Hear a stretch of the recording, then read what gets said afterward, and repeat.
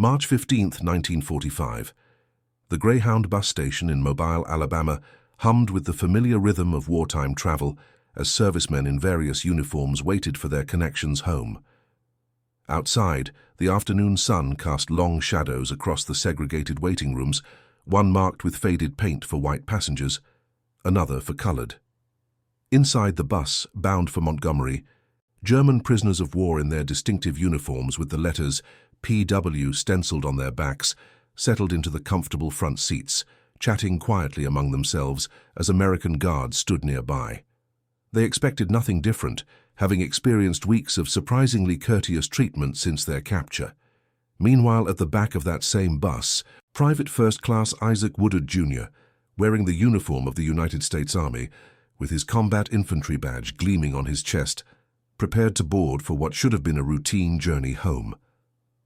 Before we dive into this story, make sure to subscribe to the channel and tell me in the comments where you're watching from. It really helps support the channel. What happened next would expose one of the most painful contradictions of American participation in the conflict overseas, a moment that would crystallize the absurdity of fighting totalitarianism abroad while maintaining segregation at home, and ultimately contribute to changes that would reshape the nation for generations to come. Isaac Woodard had enlisted in October 1942, just months after his 20th birthday. The son of sharecroppers from Goldsboro, North Carolina, he had grown up understanding the unwritten rules of the segregated South, the careful navigation required for survival, the lowered eyes and measured words that Black Americans learned from childhood. But military service had changed something inside him, awakened a sense of possibility that challenged everything he had been taught about his place in the world. He had served with the 620th Port Battalion in the Pacific Theater, loading and unloading ships under enemy fire in New Guinea and the Philippines. For 3 years he had done the work that made victory possible, the unglamorous but essential labor that kept supply lines flowing to frontline units, fighting across thousands of miles of ocean. His service record showed 15 months overseas, multiple commendations for efficiency under pressure, and not a single disciplinary action. His commanding officers had noted his reliability, his calm under stress, his ability to organize work details that moved cargo with maximum speed and minimum waste. In New Guinea, his battalion had unloaded an average of 4,000 tons of supplies per day, working in heat that reached 110 degrees, with humidity that made breathing feel like drowning. They had worked through air raids that sent other personnel scrambling for cover, knowing that every minute of delay meant soldiers on the front lines going without ammunition, food, or medical supplies. The work was exhausting, dangerous, and absolutely essential. Without the port battalions, the island-hopping campaign across the Pacific would have been impossible. Every landing required massive amounts of supplies to be moved from ships to shore under difficult conditions, often while under fire from enemy positions that still held out in the jungle. Isaac had seen men die in accidents with cranes and cargo nets, crushed by falling crates or swept overboard by waves that caught them unprepared. He had watched friends succumb to tropical diseases that turned healthy young men into fevered skeletons within weeks. He had endured the constant fear of air raids that could turn a ship loaded with ammunition into a floating bomb. Yet through it all, he had maintained his discipline, done his job, and earned the respect of his immediate superiors who valued competence over prejudice. Now freshly discharged with an honorable service record, wearing his uniform with its 3 service stripes, he was finally going home to a life he could barely imagine after 3 years away. The bus station that day also hosted approximately 30 German prisoners from Camp Aliceville, about 80 miles northeast of Mobile. These men had been captured in North Africa and Italy, members of various units who now spent their days working in Alabama's forests and farms under minimal supervision. Their treatment had been governed by the Geneva Conventions, which meant they received adequate food, medical care, and housing comparable to American soldiers. The camp at Aliceville held approximately 6,000 German prisoners at its peak, housed in barracks that were heated in winter and cooled by screened windows in summer. They could send and receive mail through the International Red Cross, practice their religion with chaplains provided by the camp, and even attended educational programs that included English language classes, vocational training, and lectures on American democracy. Some worked for wages paid in scrip that they could spend at camp canteens stocked with cigarettes, candy, toiletries, and even beer on special occasions. The canteen carried items that many American civilians could not easily obtain due to rationing, a fact that occasionally caused resentment among local residents who saw prisoners enjoying luxuries denied to citizens. For many prisoners, especially those who had endured the brutal conditions of the North African campaign, where water was rationed to a canteen cup per day, and dysentery was so common that it was considered normal, or the fighting retreat up the Italian peninsula, where supplies often failed to reach frontline units for days at a time, captivity in America felt almost like a vacation. They ate 3 meals a day that included meat, vegetables, bread, and dessert. They received regular medical and dental care from trained professionals. They slept in dry beds with clean sheets that were laundered weekly. They faced no danger beyond the occasional injury from farm work or lumber operations, nothing compared to the constant threat of artillery, air attacks, and close combat that had defined their existence in North Africa and Italy. The contrast was not lost on Isaac as he watched the prisoners board first, escorted by their guards to the front section of the bus. This was not his first experience with such arrangements, not by a long margin. Throughout his service, even on military bases where men supposedly came together in common purpose, segregation had been the rule rather than the exception. Separate barracks arranged by race, separate mess halls where black soldiers ate after white soldiers had finished, separate recreation facilities where the equipment was older and the maintenance was neglected.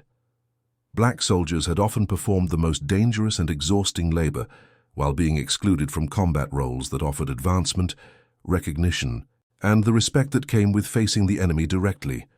They had loaded ammunition under air attacks in forward positions, built roads through jungles where disease killed more men than enemy action, maintained supply lines through hostile territory where snipers and infiltrators made every night dangerous, all while being treated as second-class soldiers by the very army they served.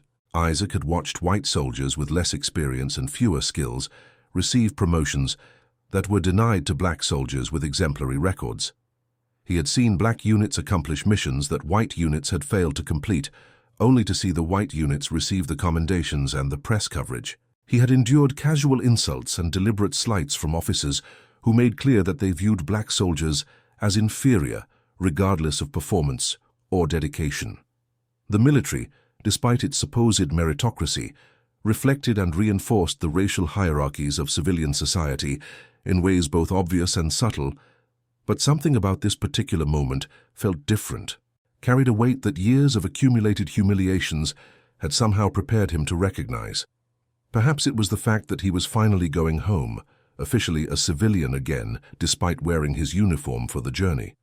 Perhaps it was the accumulation of 3 years of small humiliations, finally reaching a breaking point that could no longer be contained. Or perhaps it was simply the stark absurdity of watching enemy soldiers, men who had fought against American forces, who had killed American soldiers, who had served a regime built on racial theories even more extreme than American segregation, receive courtesies denied to him simply because of the color of his skin.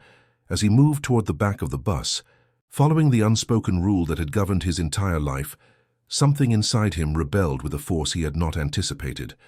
The bus driver, a heavy-set white man in his 50s named Robert Lee Thompson, noticed Isaac's hesitation immediately.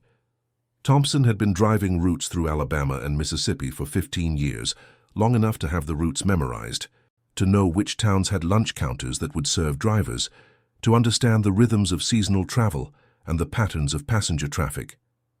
He knew the rules of segregation as well as anyone, had enforced them countless times without question, without thought, without any sense that they might be wrong or unjust. To him, they were simply the way things were, as natural and unchangeable as the weather or the rotation of the seasons.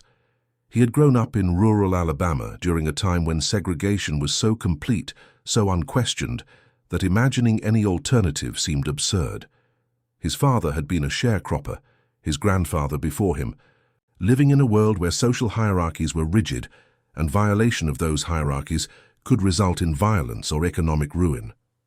Thompson had internalized these lessons so completely that he genuinely believed that segregation benefited everyone. that black people preferred separation, that mixing the races would lead to chaos and degradation. These beliefs were not based on evidence or experience, but on assumptions passed down through generations, reinforced by selective observation and circular reasoning that interpreted any black person who accepted segregation as proof that it was natural and any black person who challenged it as aberrant and dangerous. He called out to Isaac with the casual authority of a man who had never had his own authority questioned, who had never imagined that it might be questioned, who viewed any challenge to the racial order as a personal affront rather than a legitimate grievance. "Move on back now, boy. You know where you belong." The word boy carried deliberate insult, a diminishment that reduced a grown man, a veteran of 3 years' service, to something less than fully human, less than deserving of basic respect. It was a term used deliberately by white Southerners to deny black men the simple dignity of being addressed as men, a linguistic tool of domination so common that many white people used it unconsciously, not even recognizing the insult they delivered with every utterance. Isaac stood in the aisle for a moment, his duffel bag over his shoulder, looking at the empty seats in the front section where the German prisoners sat. The Germans looked back with expressions ranging from confusion to discomfort to embarrassment. Some of them had begun to understand the racial dynamics of the American South through their time at the camp, through conversations with guards and observations of how black and white Americans interacted, though the concept remained fundamentally foreign to many. One young prisoner, Hans Müller, barely 23 years old, and captured near Anzio after 3 months of combat in Italy, caught Isaac's eye and then looked away quickly, uncomfortable with the privilege he had been granted, simply by virtue of being white and foreign rather than black and American. Müller had joined the armed forces in 1942, motivated by a combination of patriotic duty, economic necessity, and genuine belief in some of the ideals he had been taught, though not the more extreme racial theories that he had found troubling even as a teenager. His father had been a school teacher in a small town near Stuttgart, his mother a nurse, both of them educated and thoughtful people who had tried to shield their son from the worst aspects of the regime while still functioning within it. They had voted for moderate candidates before those candidates were eliminated, had maintained friendships with neighbors who fell out of favor, had performed small acts of quiet resistance that risked very little but provided some comfort to their consciences. Captured after a battle where his unit had been surrounded and run out of ammunition, Müller had expected harsh treatment, possible execution, or at best years of hard labor and starvation, based on stories he had heard about treatment of prisoners by various forces. Instead, he had found himself on a ship to America, then transported to Alabama, where he had spent the past 8 months in conditions better than he had known in the military, better even than life in Germany during the economic troubles before the conflict. The contrast with what he had been taught about Americans, especially about how they supposedly treated prisoners, had forced him to reconsider many assumptions. But watching Isaac being directed to the back of the bus, watching this veteran in uniform being treated with less consideration than Müller himself received, created a new contradiction that he struggled to understand. How could Americans, who spoke so eloquently about freedom and democracy, maintain such blatant inequality? How could they treat enemy soldiers better than their own citizens? The questions troubled him in ways he would not fully articulate for years. Isaac moved to the back as instructed, taking a seat in the colored section near a window that looked out on the station platform. But the quiet anger that had been building for 3 years did not dissipate with compliance. It grew stronger as the bus pulled out of the station, as he watched the German prisoners talking and laughing in their comfortable seats while he sat in the back with other black passengers. Many of them also veterans, all of them intimately familiar with this particular humiliation, this daily reminder that their citizenship was conditional and incomplete.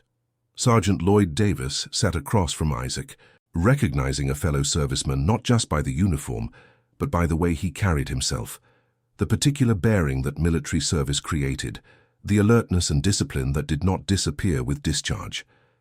Davis was 41 years old, a career soldier, who had served in the all-black 92nd Infantry Division in Italy, one of only 2 black divisions that saw sustained combat during the conflict. He had seen action at the Gothic Line, a series of German defensive positions in the northern Apennines that the Allies had tried repeatedly to break through during the fall and winter of 1944. He had watched friends die taking hills that would be forgotten by history, their names appearing in casualty reports that were filed away and forgotten.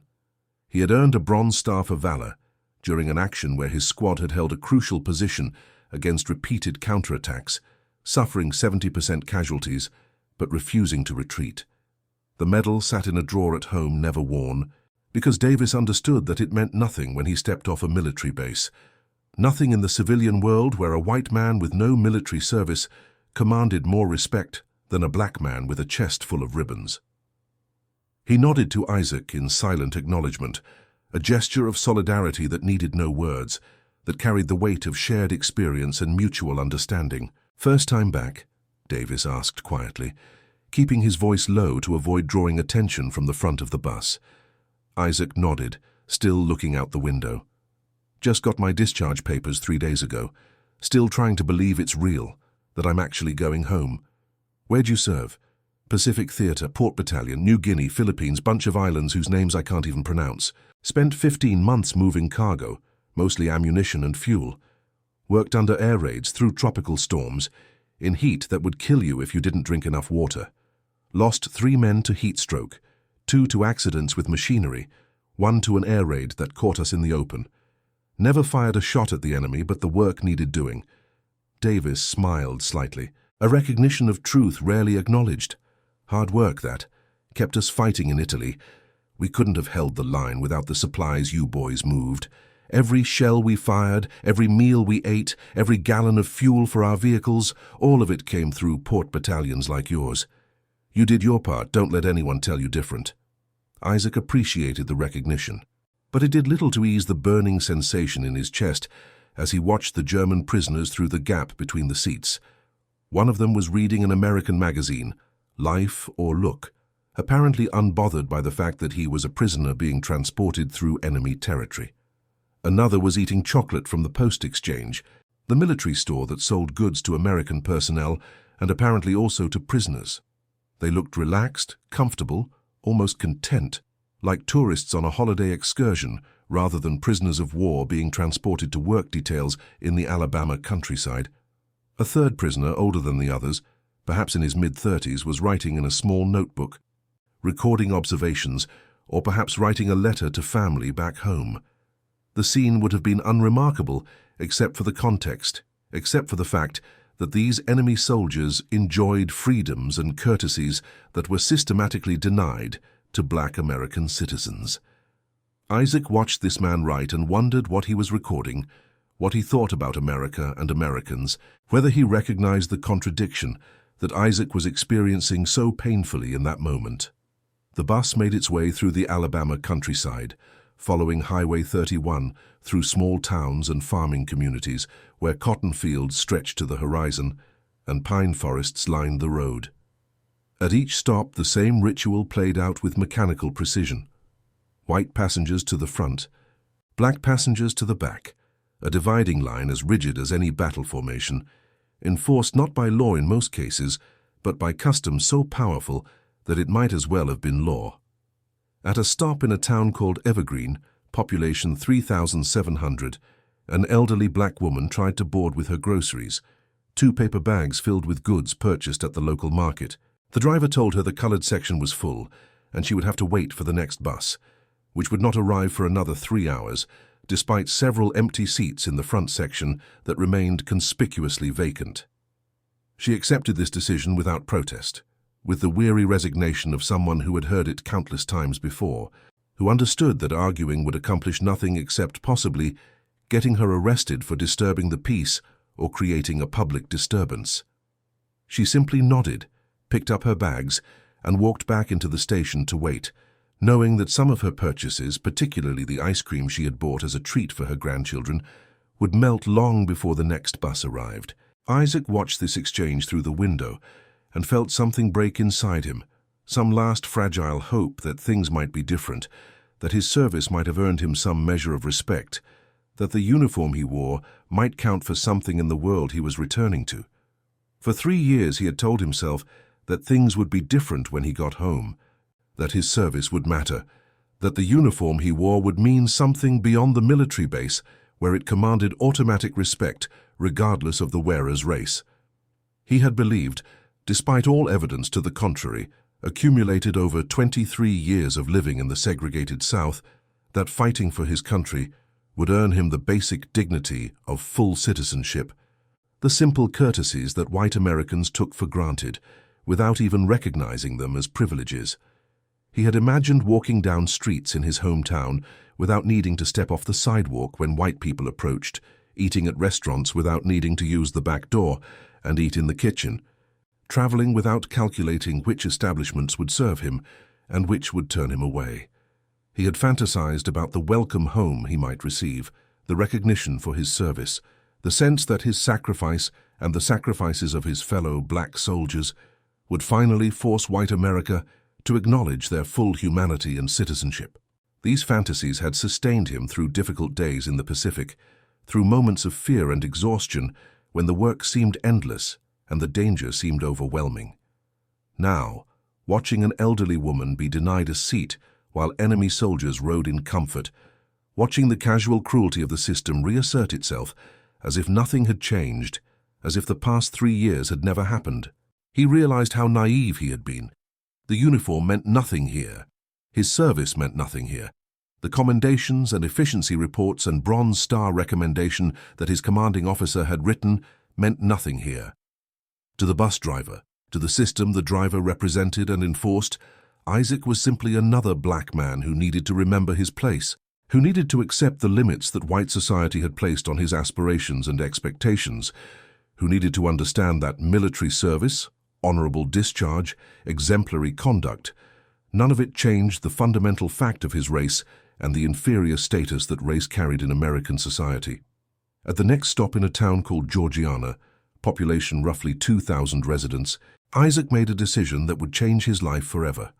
When the bus pulled into the small station, a single-story building with separate entrances marked clearly for white and colored patrons, he stood up and walked to the front, approaching the driver with his heart pounding but his face carefully neutral. The other black passengers watched him with expressions mixing admiration and fear, understanding what he was doing and knowing the risks he was taking. Davis caught his eye and gave a small nod, a gesture of support that acknowledged the courage required for even this small act of defiance. Thompson looked up with immediate suspicion, his expression hardening as he recognized that Isaac was not simply passing through to exit the bus. The white passengers in the front section also noticed, some of them turning to watch with interest or concern. The German prisoners watched as well, sensing tension even if they did not fully understand its source or significance. "I need to use the restroom," Isaac said, keeping his voice steady and respectful, using the tone that black Americans learned early, the careful modulation that might diffuse white anger, or at least avoid making it worse. It was a tone perfected through generations of experience, a linguistic strategy for survival in a hostile environment.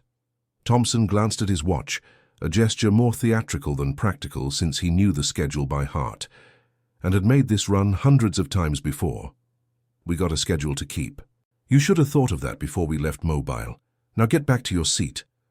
The dismissal was automatic, reflexive, requiring no thought because the response to any request from a black person was predetermined by social custom and personal habit. "I'm asking respectfully," Isaac said, maintaining his careful tone despite the anger rising in his throat, despite the humiliation of having to beg for basic human consideration. "I served 3 years overseas. I just need to use the facility, 5 minutes at most." He hoped that mentioning his service might make a difference, might remind the driver that Isaac was a veteran who had earned at least minimal respect. The tension in Thompson's face was immediate and unmistakable, the kind of anger that came not from inconvenience, but from perceived challenge to authority. In his view, Isaac had violated an unspoken rule by addressing him directly after being denied, by not accepting the first answer given, by persisting in making a request after being told no. To Thompson, this was not about restrooms or schedules or even convenience. It was about a black man failing to know his place, failing to accept without question the decisions made by white authority, failing to display the subservience that Thompson viewed as both natural and necessary for social order. "I told you no," Thompson said, his voice rising enough that other passengers turned to look. "Now get back where you belong before there's trouble." "I don't have time for your sass." The word sass was another diminishment, suggesting that Isaac's reasonable request was really impudence or disrespect rather than a legitimate human need. Isaac held his ground for another moment, calculating the risks, weighing his options, trying to decide whether this was a battle worth fighting. But even as he thought about it, he realized that the decision had already been made, that something inside him had reached a point where backing down felt impossible, where accepting one more humiliation would break something that could not be repaired. He stepped off the bus without another word and walked toward the station restroom, his back straight, his pace deliberate, refusing to rush or show the fear that he absolutely felt. Behind him, he heard Thompson curse loudly and grab the radio handset that connected to the police dispatcher. The words came through clearly enough for Isaac to hear, even as he walked away. "I got a colored soldier causing trouble at the Georgiana station. Refusing orders, acting disrespectful, need assistance immediately." The characterization was entirely false, but Thompson believed it sincerely, convinced that Isaac's refusal to accept immediate dismissal constituted insubordination that required law enforcement intervention. The Georgiana police station was less than 3 blocks away, occupying a corner of the town hall building that also housed the mayor's office and the local court. Within minutes, 2 police cars arrived at the bus station, their sirens unnecessary for such a short distance, but activated anyway, broadcasting their authority and control. Chief of Police Linwood Lanier Shull emerged from the first vehicle, followed by his deputy, Carl Jennings, and 2 other officers whose names would never appear in any official report. Shull was a veteran of the First World War, 47 years old, with a reputation in Georgiana as a man who kept order without much concern for legal niceties or procedural requirements. He had served in France during 1918, seen combat in the Meuse-Argonne offensive, where American forces had suffered over 100,000 casualties in 47 days of fighting. The experience had left him with a rigid view of authority and discipline, a belief that society required clear hierarchies that must be enforced without hesitation or mercy. He viewed the racial order of the South not as unjust, but as natural and necessary, a system that prevented chaos and maintained civilization. Any challenge to that order, however small, represented a threat that must be crushed immediately and completely to prevent larger breakdowns in social control. What Isaac did not know, could not have known, was that Shull had been drinking that afternoon. Not heavily enough to be obviously intoxicated, not stumbling or slurring his words, but enough to lower his inhibitions and sharpen his temper, enough to make him more likely to react with violence rather than restraint. He approached the situation not as a professional peace officer responding to a minor dispute about bus protocol, but as a white man whose authority had been challenged by a black man, a situation that he viewed as intolerable, regardless of the specific circumstances or the reasonableness of Isaac's request. The confrontation that followed was brief and brutal, though witnesses would later disagree about the exact sequence of events, their memories shaped by fear, by racial prejudice, by self-interest in avoiding involvement. Shull ordered Isaac to come with him, using language that Isaac would later describe as deliberately provocative and insulting, though he never specified the exact words in public testimony, perhaps out of dignity, or perhaps because the words were so offensive that repeating them seemed to give them power. Isaac, confused and frightened, but trying to maintain his dignity, tried to explain that he had just been discharged, that he was traveling home, that he meant no trouble, and had simply requested to use the restroom. He showed his discharge papers, his orders for travel, his service record that documented 3 years of honorable conduct without disciplinary action. Shull responded by striking him with his nightstick, a heavy wooden baton that police carried as standard equipment.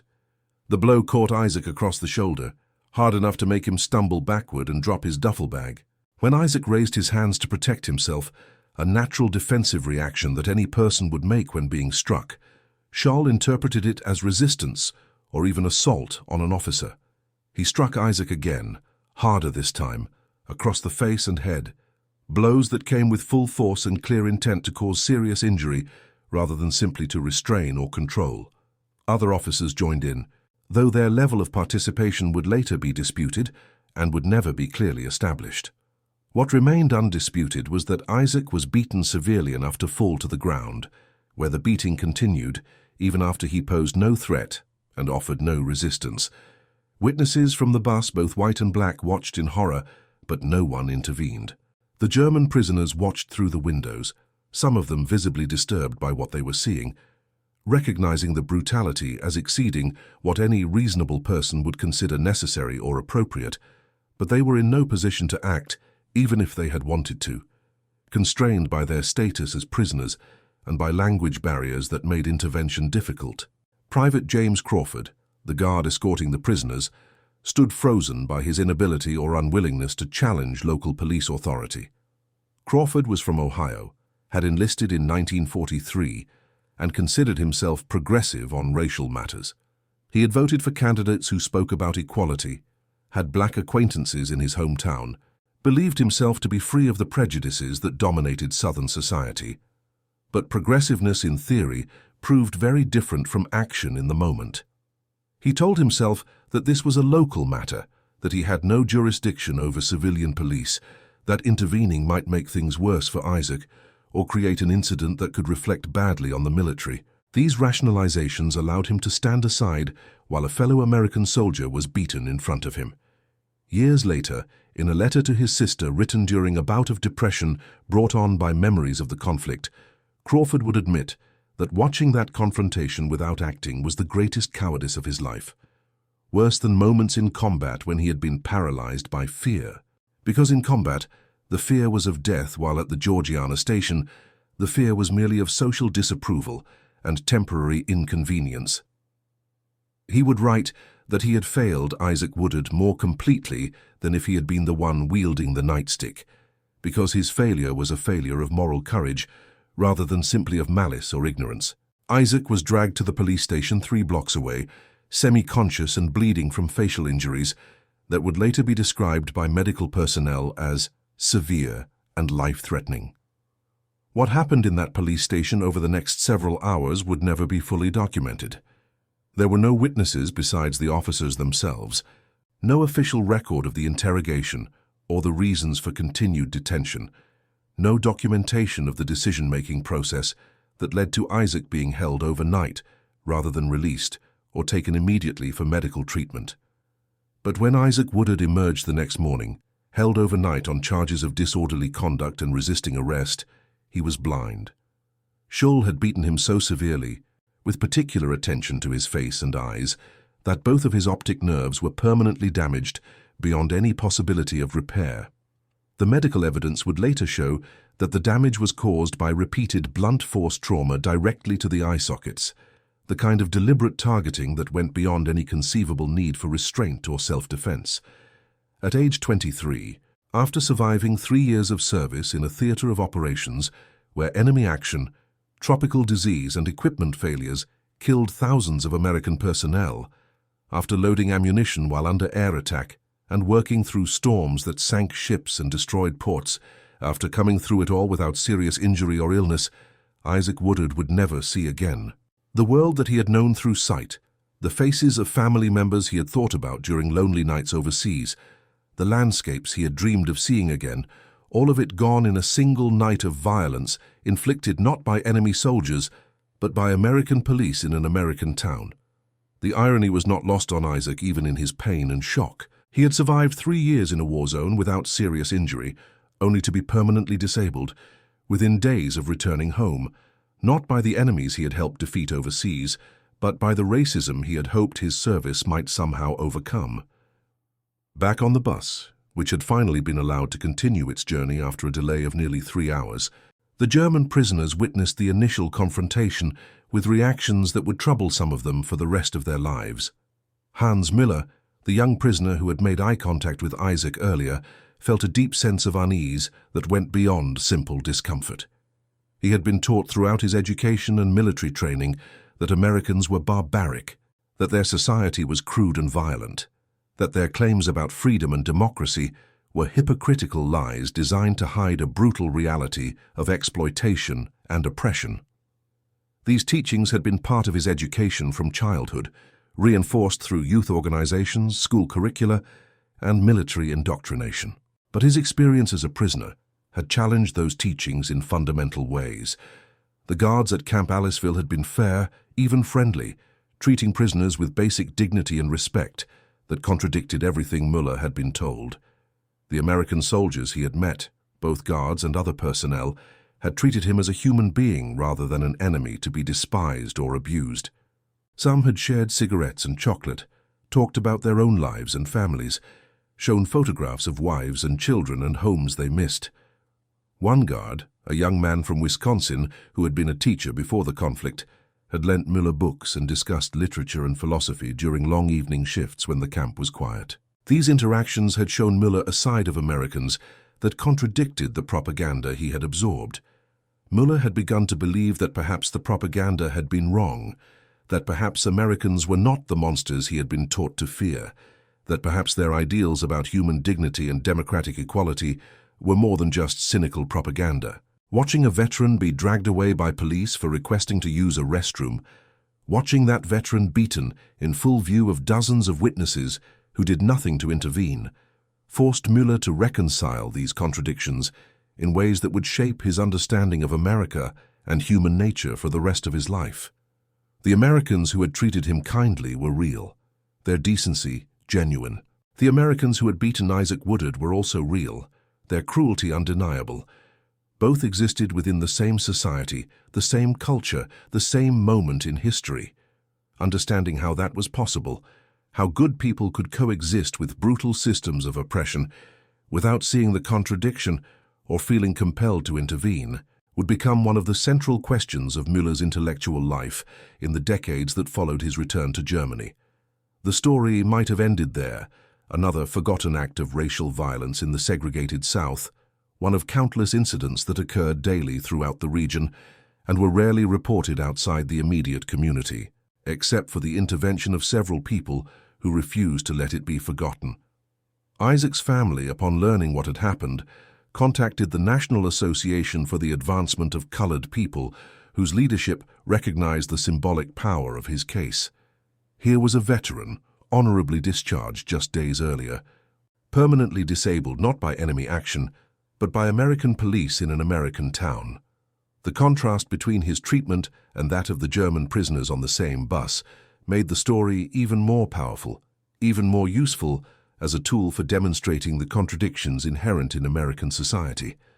Orson Welles, the famous actor and director, whose radio broadcasts reached millions of listeners across the country, heard about Isaac's case through contacts in the civil rights movement and devoted several of his radio broadcasts to it, using his considerable gifts as a communicator to describe in vivid detail the absurdity of German prisoners riding in comfort while an American veteran was beaten blind for requesting to use a restroom.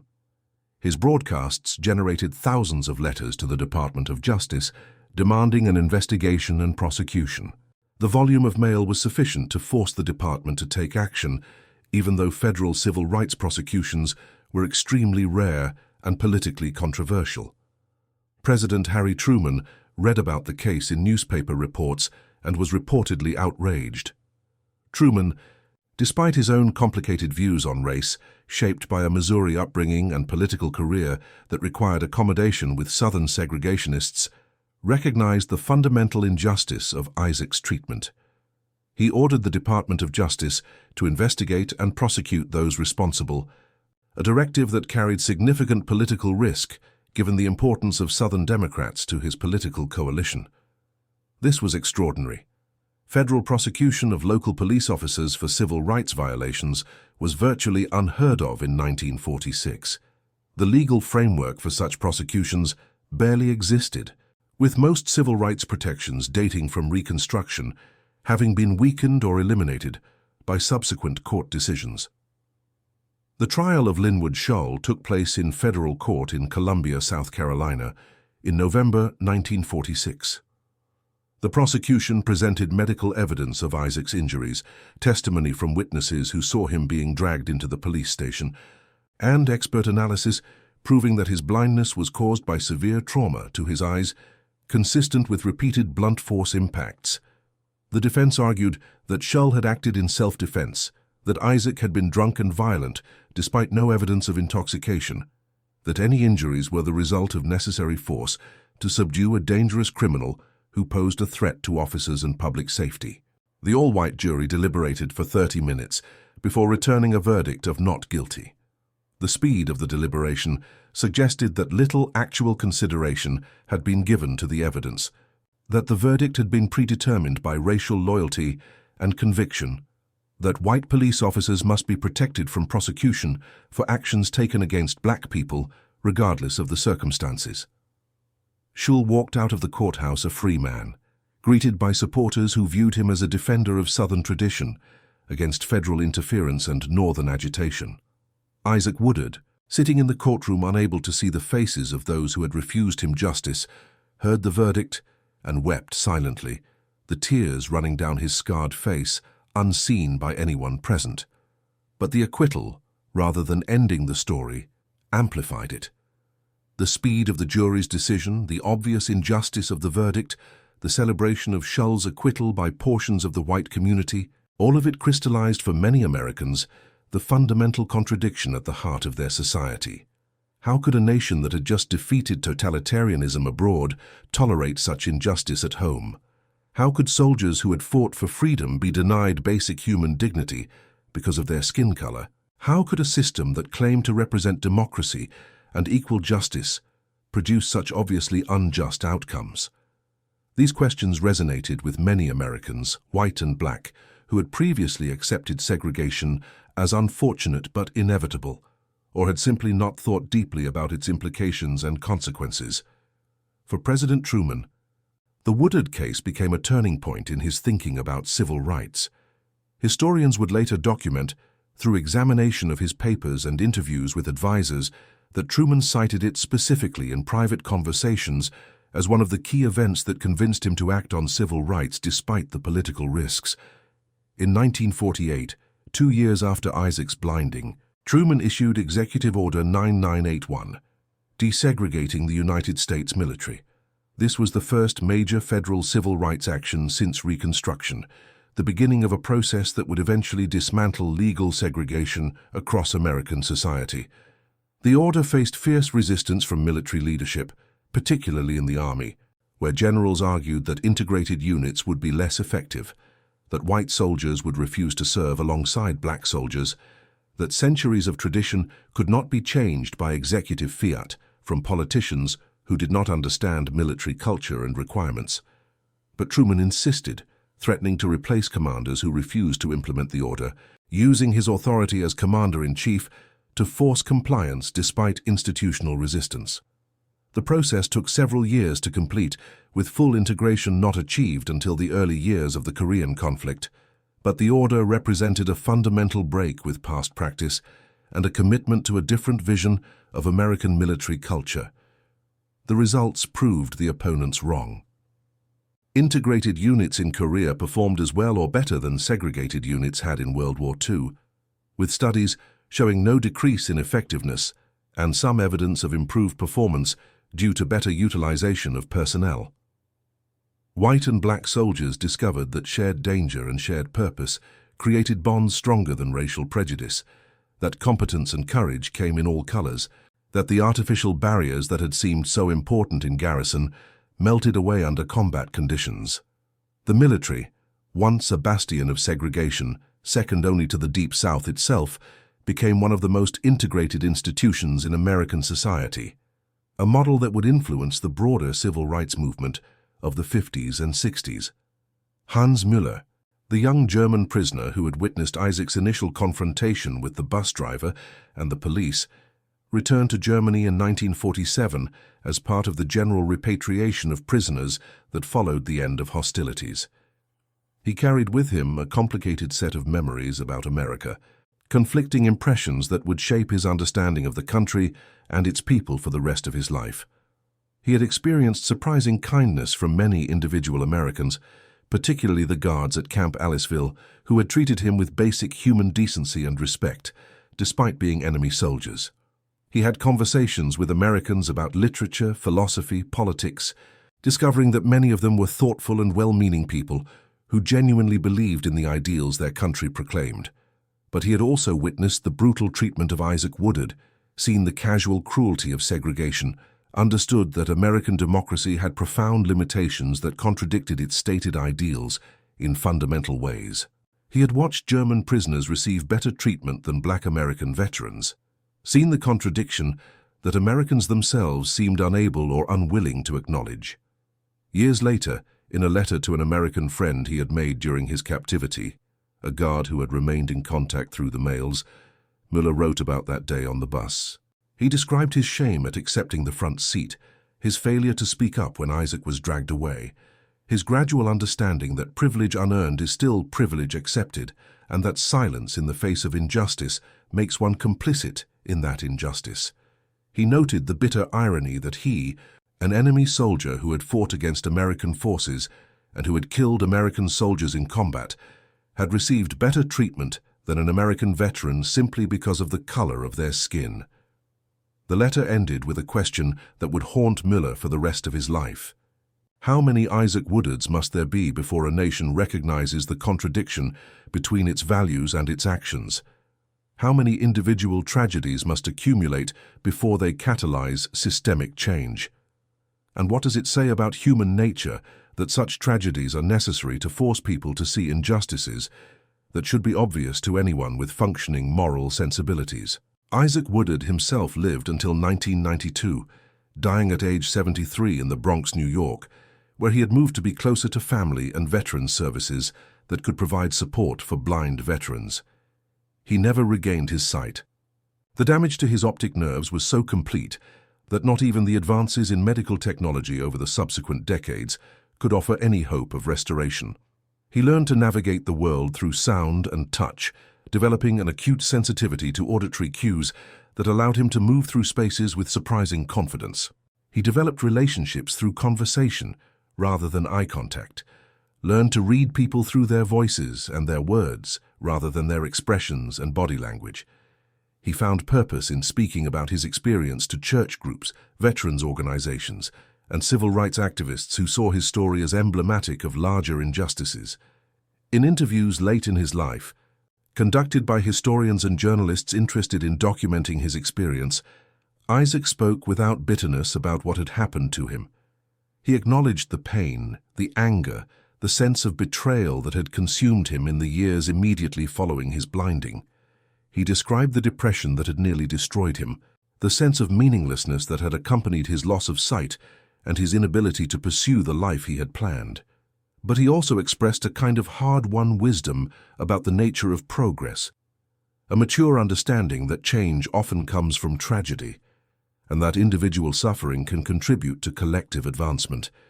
He noted that his case, tragic as it was for him personally, had contributed to changes that benefited millions of other Black Americans. He took some comfort in knowing that his suffering had not been meaningless, that it had helped expose contradictions that eventually could not be sustained, that it had played a small but real role in the dismantling of legal segregation. He expressed pride that President Truman had cited his case as motivation for desegregating the military, that his story had been told and retold in ways that had influenced public opinion and political action. But he also acknowledged that this knowledge did not erase the loss, did not restore his sight, did not give him back the life he might have lived. And that concludes our story. If you made it this far, please share your thoughts in the comments. What part of this historical account surprised you most? Don't forget to subscribe for more untold stories from World War II and check out the video on screen for another incredible tale from history. Until next time. Research historians who have studied the case extensively over the decades note that Isaac Woodard's story was not unique in the broader context of post-war racial violence. Hundreds, possibly thousands of Black veterans returning from World War II faced similar violence when they challenged segregation or simply failed to show sufficient deference to white authority. The summer and fall of 1946 saw a wave of racial violence across the South that targeted returning veterans with particular ferocity. Some were beaten like Isaac, others were killed, many simply disappeared into the criminal justice system on false charges that could destroy lives even without physical violence.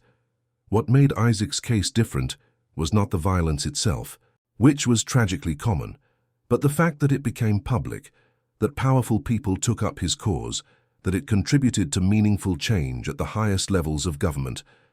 The combination of factors that brought his story to national attention, the involvement of celebrities like Orson Welles, the intervention of President Truman, the failed prosecution that highlighted the inadequacy of existing civil rights protections, all of it created a moment that transcended the individual tragedy and became a catalyst for larger transformations. Scholars studying this period have identified the Woodard case as one of several key events that shifted public opinion on civil rights, particularly among white Northerners who had previously been indifferent to or unaware of the realities of Southern segregation.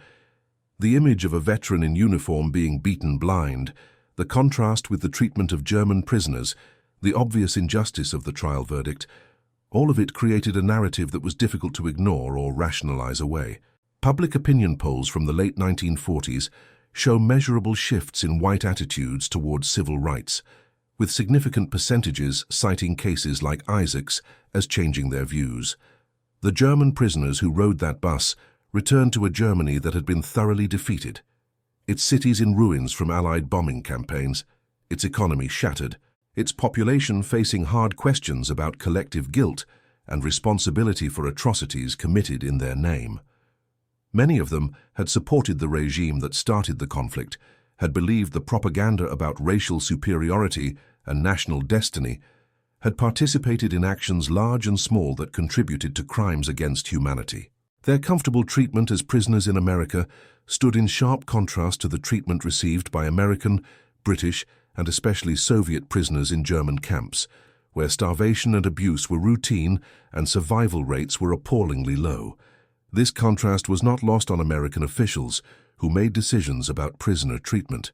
They understood that treating prisoners according to Geneva Conventions served multiple purposes beyond simple humanitarian concern.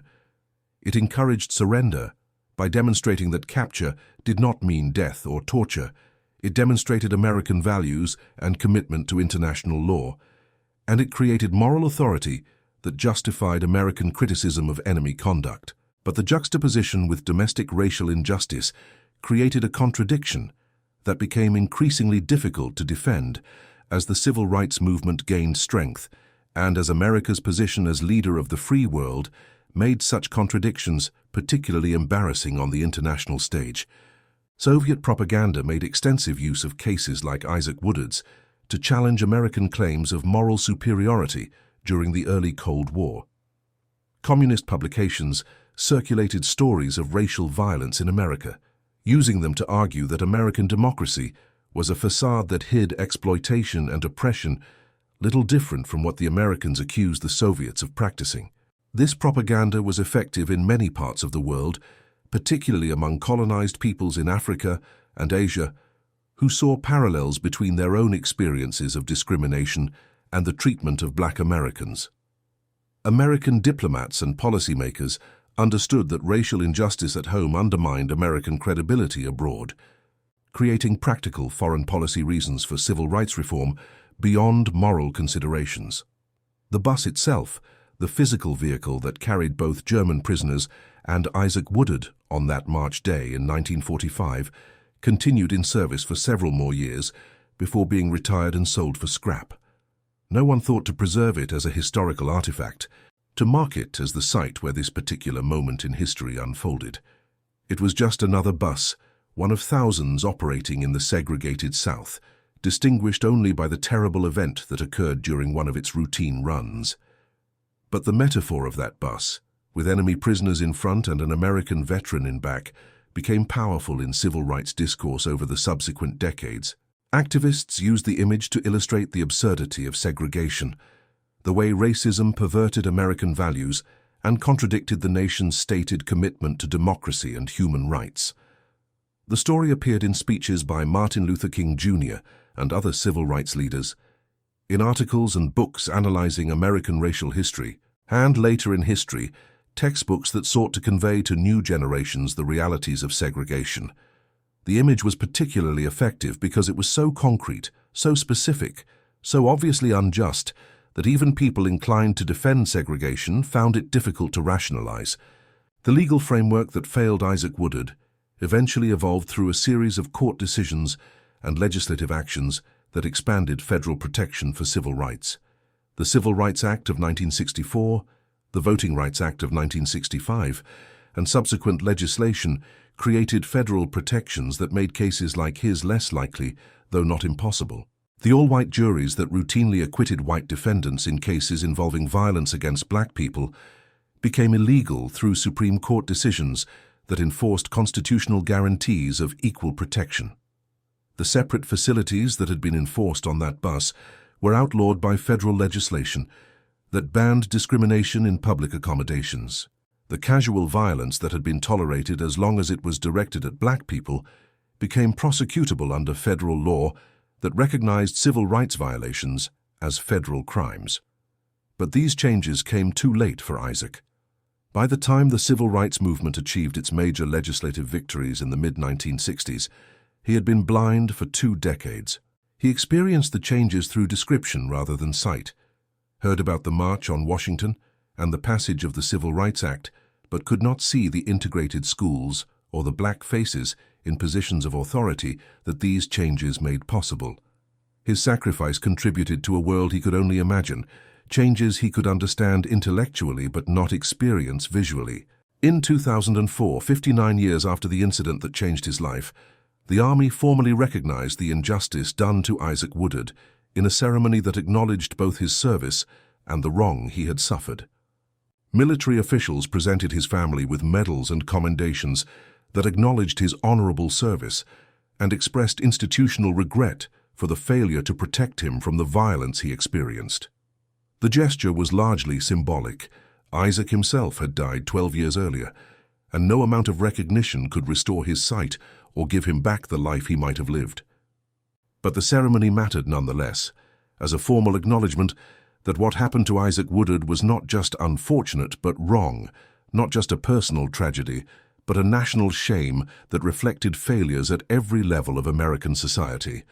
It represented a willingness by the military to confront uncomfortable truths about its own history, to acknowledge that the segregated armed forces of World War II had participated in and perpetuated injustices that contradicted the values those forces claimed to defend. The ceremony was attended by family members, historians, civil rights activists, and military officials who understood that facing difficult history honestly is essential for institutional growth and national healing. The story of Isaac Woodard and the German prisoners on that Alabama bus remains relevant, because the questions it raises remain relevant in American society and in human societies generally. The historians who have documented this case emphasize its significance not just as an example of racial injustice, but as a turning point in American civil rights history. The Woodard case helped create political will for change at the highest levels of government, demonstrated that individual stories properly told and widely disseminated could move public opinion and influence policy, showed that progress, when it comes, often emerges from tragedy, transformed through activism into catalyst for reform.